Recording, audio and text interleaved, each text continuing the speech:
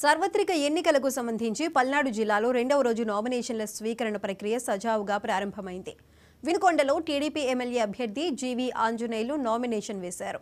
ఎన్నికల అధికారి వరద సుబ్బారావుకి నామినేషన్ పత్రాలను అందజేశారు.